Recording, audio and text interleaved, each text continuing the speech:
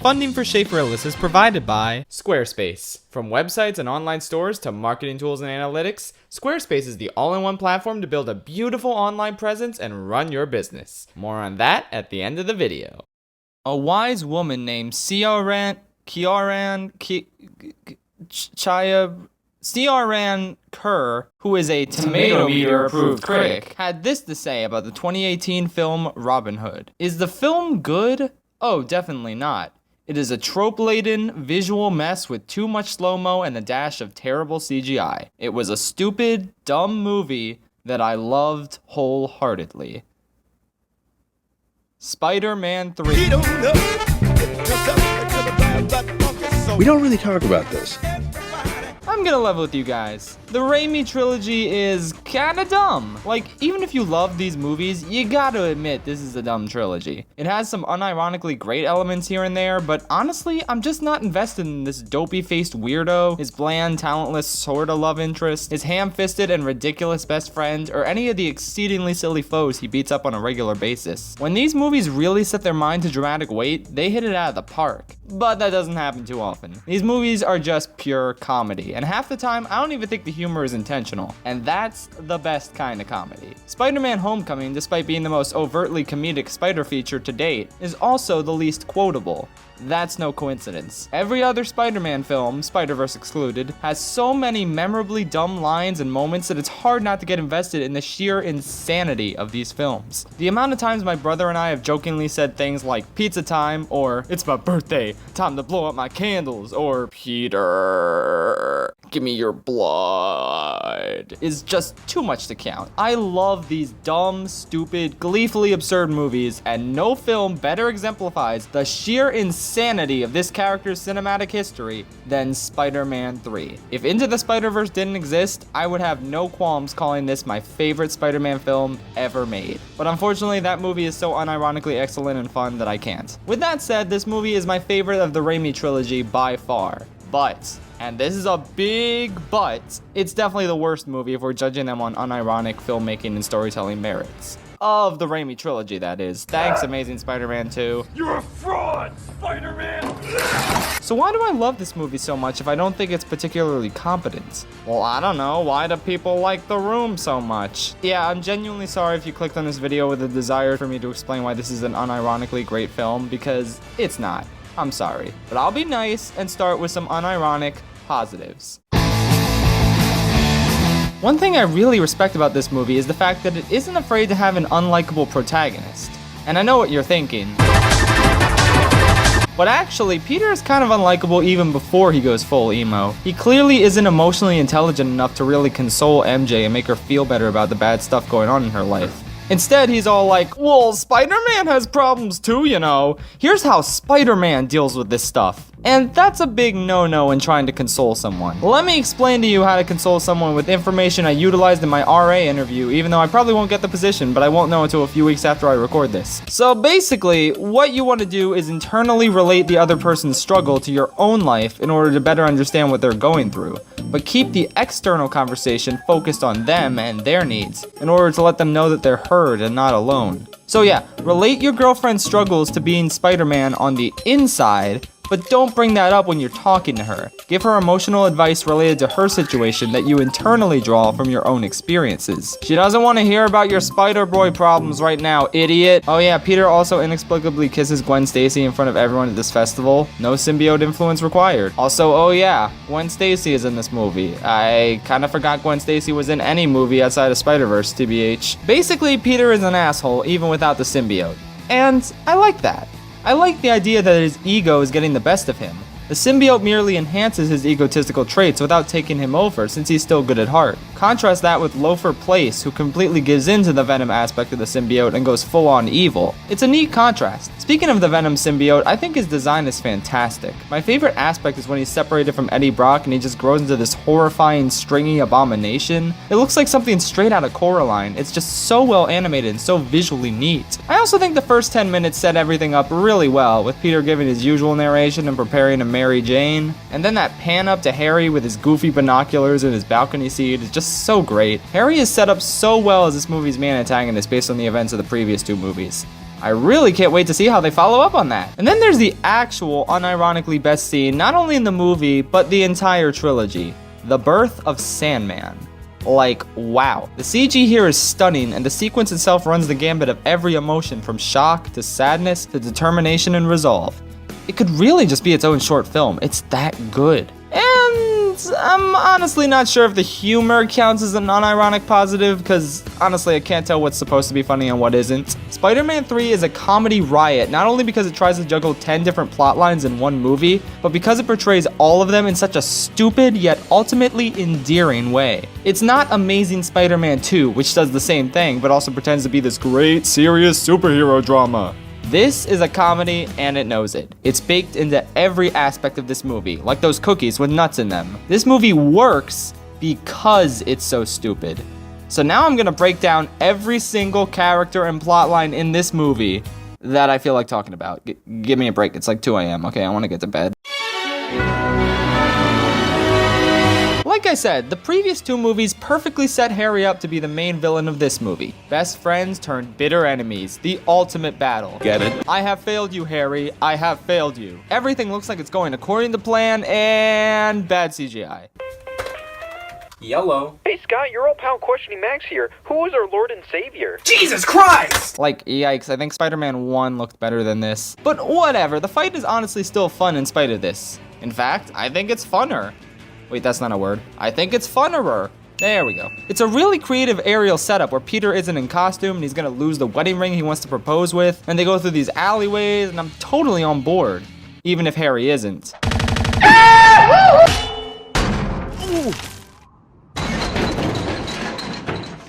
Get it? He's not on board cause he fell off his board.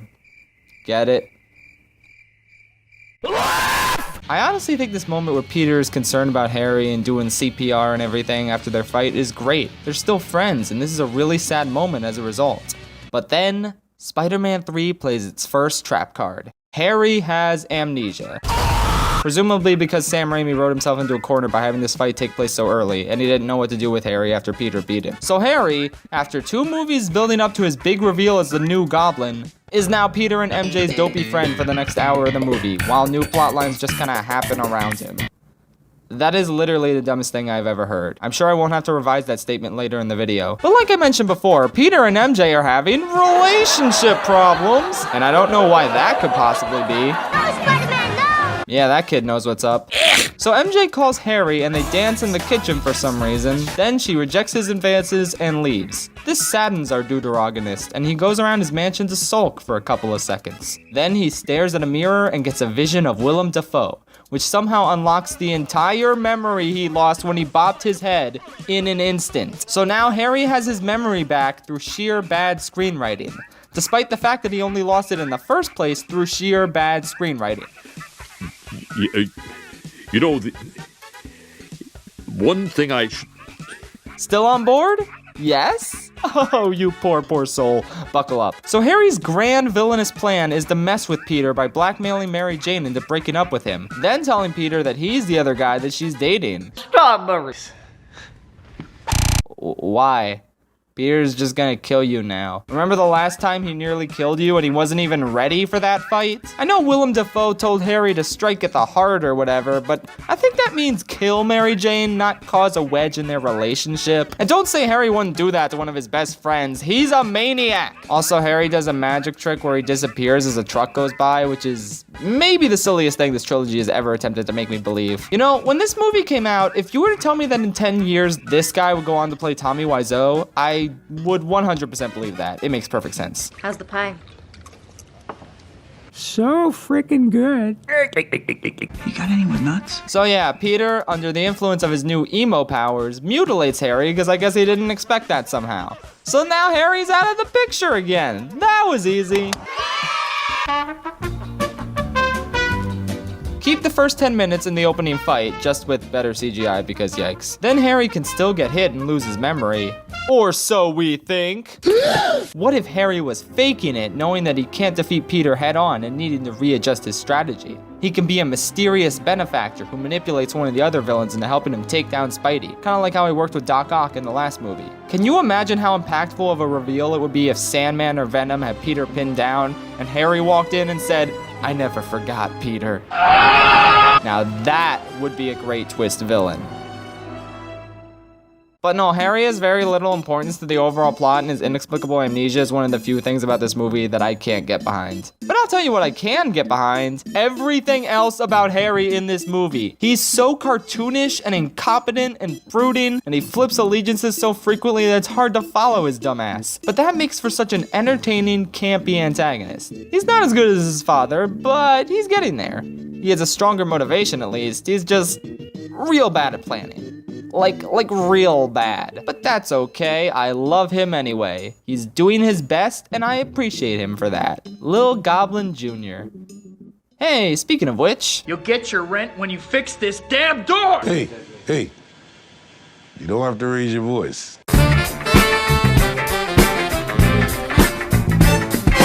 Emo Peter is my favorite character in the Raimi trilogy by far, and he's the objective best. I know this because my brother and I did a Smash Bros tournament featuring all of the cinematic spider characters that we could find suitable spirit vessels for. Now I know what you're thinking, so I'll address it. The reason Penny is Ludwig is because Wendy is too hideous. I don't care if the Wendy community comes at me for that one, Ludwig is way more adorable. Anyway, the final battle of this tournament was regular Tobey Maguire Peter, played by Pitt, facing off against Emo Peter, aka Dark Pitt. And yeah, Dark Pitt won, so there. Emo Peter is the supreme best character Sam Raimi ever invented. This whole thing was something of a science experiment, and I am something of a scientist myself. It all starts when Peter and MJ are doing their thing in this web right here when an alien meteorite crashes right next to them and neither of them notice. Which, I mean, sure, I can buy it. I mean, it's not like one of them has super senses or anything. So this thing rides on Peter's scooter and then just kind of chills in Peter's apartment for the next hour of the movie, waiting for Sam Raimi to give him his cue to infect Peter. It is real dumb. Though to be fair, it's not as dumb as that spider from the PS4 game, which latched on to Mary Jane for like hours without biting her. Then it latches on to Miles and bites him after like 5 seconds. That's crazy! But anyway, Peter has a dark suit now and he's all like, this is something else. Yeah, that's not something to be concerned about at all. No siree. So at first, Peter's time under the symbiote's influence is actually kind of compelling. He fights Sandman and murders him violently with water because he killed Uncle Ben now all of a sudden. More on that later. Also, his hair is dark and evil now, and he wears dark mascara, I think. But after Aunt May is all concerned that Spider-Man doesn't kill people, he's like, you're right. Damn, what the hell was I thinking? And he locks the symbiote suit away. So now that's out of the picture for a good portion of the movie. Are you detecting a pattern here? But then Harry does the big dumb thing I mentioned earlier with the wink and the pie. So Peter dons the dark suit once again and murders him. Now Emo Peter is out in full force in what is easily my favorite scene, not only of this movie, but of the entire Raimi trilogy. Like, I don't understand the hate here. I really don't. It does its job perfectly. Peter is still a dork, but now he's a cocky, uninhibited dork with no sense of self-awareness whatsoever. This is the kind of ridiculousness that I wanted to see from this dopey idiot the whole time. Before this, all we really had was Pizza time. which was a famine compared to this 3-course, 5-star, 11 out of 10 bona fide feast. Mamma mia, that's a spicy meatball. He dances in the street to the disgust of various women. He sits at Jameson's desk with an unprecedented air of cockiness. He casually demands that the landlord's daughter, who went through the trouble of baking him cookies, he tells her, do it again, but this time, I want some nuts. This is the wildest, funniest sequence I have ever seen in a superhero movie. And it gets wilder. I was debating on giving the dance scene its own segment, but it doesn't need to be arbitrarily split up. Would Homer cut away from Odysseus' journey just as he was being enticed by the siren song? What? Well, there you are. The dance scene is the culmination of Peter's utter insanity. We're not watching the breakdown of some exalted king or something. We're watching the breakdown of a dweeb who's lost all of his inhibitions. And the result is kind of awesome. Okay, let me set the stage for you. Peter is bringing Gwen Stacy to this jazz club. And like, Good for Peter. He's really doing a good job raising his confidant link so that the next time he encounters Sandman in the metaverse, he'll have a strong enough persona that also isn't weak to the sand elements. I respect his desire to raise his confidants with Gwen Stacy, the newspaper lady, and especially the landlord's daughter. She bakes cookies with nuts in them when you get her to rank 7, which heal the SP of everyone in your party. Best confidant ability by far. Can you tell that I've been playing too much Persona 5 lately? So Peter and Gwen and... oh no. Look out, Peter! It's Willem Dafoe behind you! He's back from the grave! So Mary Jane is about to sing, but Peter, being the endlessly entertaining asshole that he is, upstages her with some smooth jazz on the piano. He's honestly really good, though I'm sure if Jameson were here, this would not quite be his tempo. But anyway, we go from piano to boom, quick jump, and now he's dancing, drinking, swinging, flying. It's just, I can't describe in words how goofy, yet at the same time strangely compelling this is. This is a man fueled by bitterness towards his ex, and this is the outlet he lets it all out through. I can't process this level of insanity, and it's punctuated not only through that random gust of wind that blows Gwen's hair back, but also through the words, "Now take all this." Absolutely incredible. Music to my ears. You better not think I'm being sarcastic here. I mean every word. This movie has so many problems, but Emo Peter is not one of them. He is the highlight. Oh, and also he's called out on his horrible behavior, and he ultimately rejects the symbiote after he accidentally hits Mary Jane, so that's important too. So ends Emo Peter, who is, as far as I'm concerned, the true main antagonist of this movie. The one who mutilates Sandman and Harry, people with somewhat sympathetic elements and motivations. One could argue it's the symbiote, but I personally think Peter's egotism and selfishness combined with the symbiote made for one compelling, hysterical, and ultimately fantastic villain. Rest in peace, Emo Peter. I'll continue to defend your honor in dumb YouTube videos that everyone will dislike for stating a controversial opinion. Oh God, why did Emo Peter have to leave us? I come before you humbled and humiliated to ask you for one thing. I want you to give us a villain who's at least half as campy and entertaining as Emo Peter. Oh, you'd like that, wouldn't you? Wow, that was fast. So everyone loves that new Venom movie that I haven't seen. Everyone also agrees that it's awful, but they love it anyway. It's so bad that it's good. Like a bird in the wind. Yep, Stouffer Race plays a pretty decent jerky jockey dude for the majority of this movie. But when he merges with the symbiote and becomes Venom, oh boy. You wanna know why his transformation is hilarious? Because when the Venom face, which admittedly looks unironically great, is peeled back, he's the exact same character. Listen to his dopey voice trying to be menacing. It's adorable. I like being bad. It makes me happy. I'm happy, Pa. See, if I recall correctly, Willem Dafoe was playing two different characters in the first movie. Norman and the Green Goblin had distinct voices and personalities. One was a shrewd businessman. You know how much I sacrificed? The other was Gilbert Gottfried. Impressive! This guy is the same soft-spoken jockey dude 24/7, and it's hilarious. So is his dialogue. Ooh, my spider sense is tingling. If you know what I'm talking about. Oh, that's hot. That's hot. This leads us to the final battle. Oh yeah, Sandman is here too, I forgot. I don't have a lot to say about Flint Lockwood, honestly. He has a logical motivation, which is more than I could say for Norman or Otto. And even though he has no personality, at least his powers are really cool, and his relationship to Peter is well defined. Eventually. But yeah, I always found it weird that Uncle Ben getting shot was never shown to us, so I'm okay with this retcon that Sandman was responsible. But the actual way it happens was so dumb. Apparently, Flint Lockwood has Uncle Benjamin at gunpoint. His partner ran into him, and that caused him to accidentally pull the trigger? What? So Peter tells him, I forgive you, and I guess we're cool now. Yeah, we're cool. Yeah, no, don't put this guy in jail or anything. He's fine. We talked out our differences. Just like that tyrannical dictator, White Diamond. We just talked to her and she's fine now. I don't want to make a video about that, guys. Please don't make me. Hey, wait a minute. Wasn't this segment supposed to be about Venom? Man, this review is just kind of jumping all over the place with no rhyme or reason. It kind of reminds me of a certain superhero movie. What movie could that be? I don't know, Suicide Squad probably. So Sandy Gast and Dark Pit have MJ trapped in a webbed up taxi because Sam Raimi is literally incapable of writing a climax that doesn't revolve around MJ being in danger. How about you put literally anyone else there? The landlord's daughter, Betty Brant, Bruce Campbell, Jameson, Harry's butler, anyone else. Speaking of Harry's butler, he delivers what is without a doubt the funniest, stupidest, most inexcusably incompetent moment in the entire trilogy. Harry is too busy sulking to help Peter, who's always been a great friend. He's still mad that Spidey killed Daddy Defoe.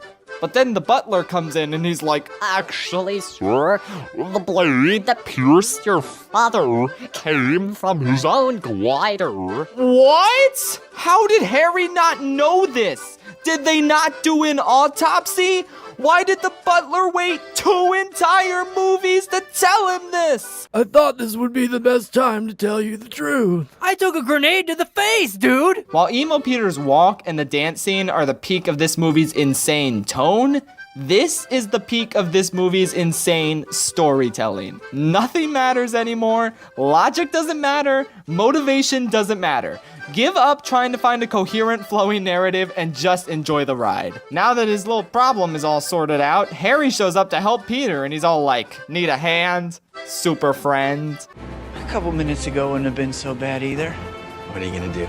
Fire your butler, dude! But yeah, overall this finale is pretty good. Sandman is a menace, Venom is an unhinged monster, Peter beats him through the power of ear rape, and Little Goblin Jr. makes a sacrifice play and dies in the same way as his father, like poetry, sort of, they rhyme. It's a nice dramatic conclusion that ties everything up, sorta, and ultimately concludes Harry's arc. Some of the CG on Sandman isn't great and is kind of poorly rendered, but honestly, the bad CG in this movie isn't a problem for me because the movie's already so campy. The tone and atmosphere the movie goes for is enhanced by the dated effects. By contrast, something like Black Panther, which is a legit racial drama for a good amount of the time, is made worse by its unconvincing effects. They don't jive with the tone. Here, when looking at the effects and goofy performances and the insane story, we're laughing with the movie, not at it. In fact, that's a great summation that I should have saved for the end of the video. Damn it. Everyone who's watching this, hit yourselves in the head and get amnesia so you forget that quote. Okay, got amnesia? Good. Though I should probably recap the entire video just in case you forgot too much. Okay, a wise woman named Ciaran Kerr once said... Alright, so we've touched on every single aspect that makes this film so goofy.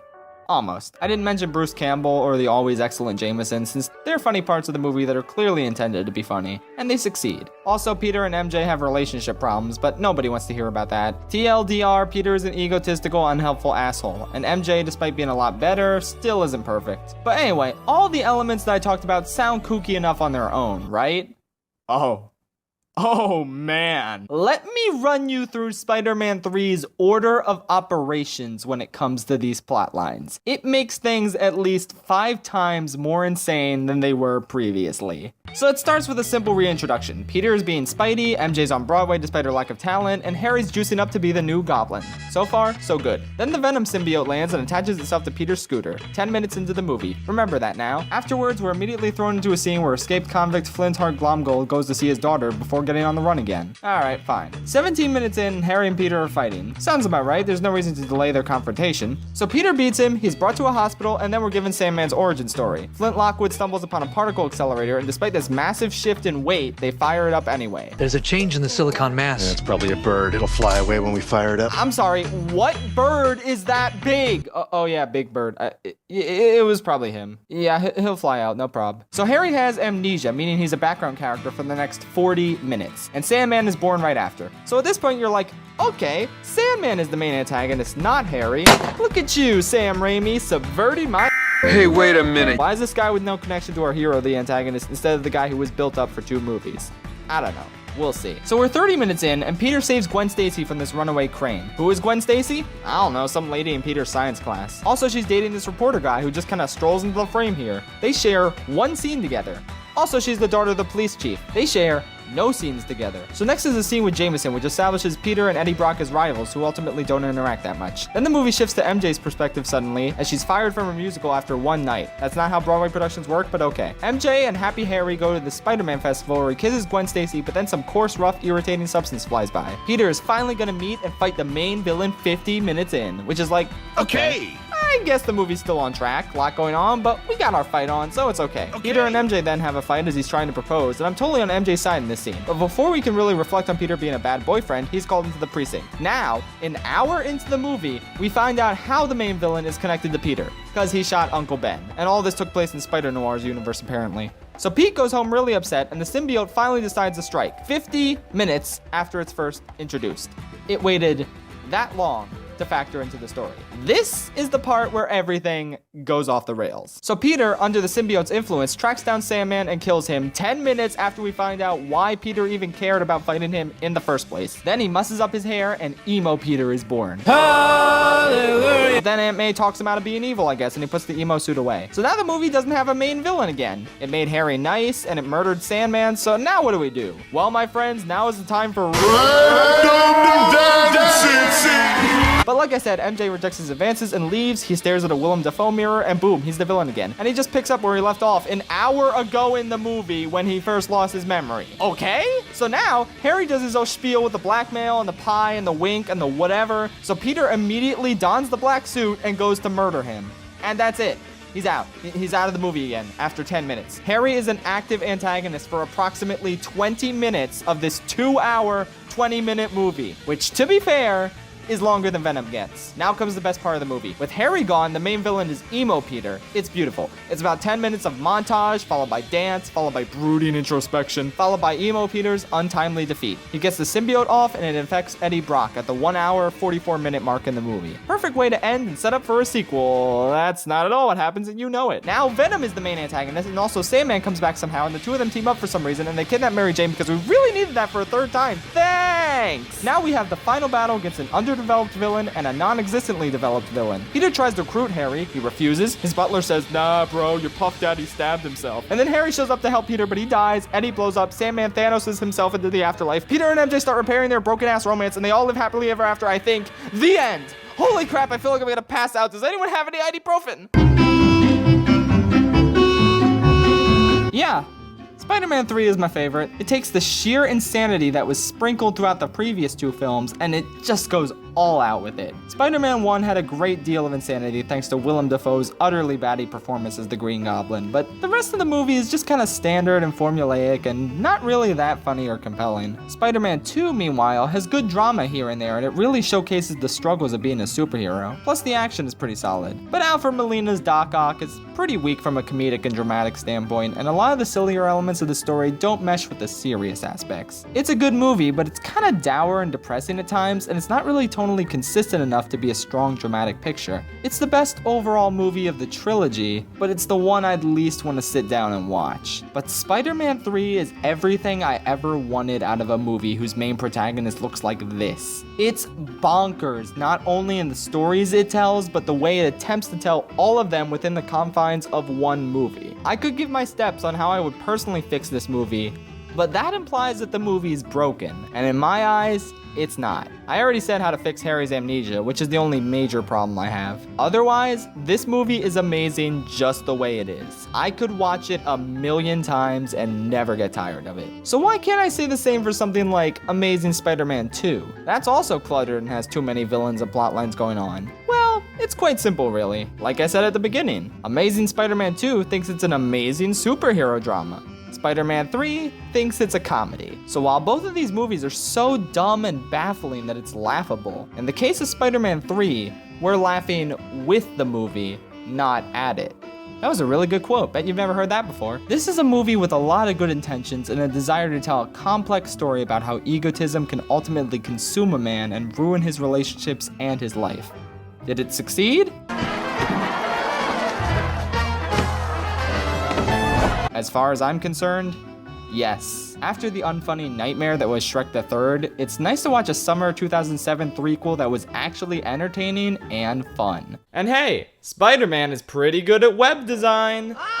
How did he get so good at this? I don't know, he probably used Squarespace. Squarespace is an online tool to build amazing websites for your brand and or business. You know, I'm something of an aspiring businessman myself. I've had plenty of ideas over the years, from writing to photography to podcasting to even game design. And Squarespace makes it so easy to build a professional looking website for any of these hobbies or potential careers. Squarespace can authenticate all your social media profiles, so you can auto post your content to Twitter, Facebook, or Tumblr. All your posts are optimized and tagged properly, so descriptions and titles will be correctly referenced. That's convenient. What if there's two of you running this website? This is getting out of hand. Well, Squarespace easily allows you to give multiple contributors selective access to your site's website manager, depending on their permissions. You want analytics? You got them. See how your visits, unique visitors, and page views trend over time. Gain insight into the top traffic sources, products, device types, browsers, and operating systems by visits. You also own all of the content you put on the Squarespace platform, with one-click data portability offered. Head to squarespace.com for a free trial. And when you're ready to launch, go to squarespace.com/Shkartmaz to save 10% off your first purchase of a website or domain.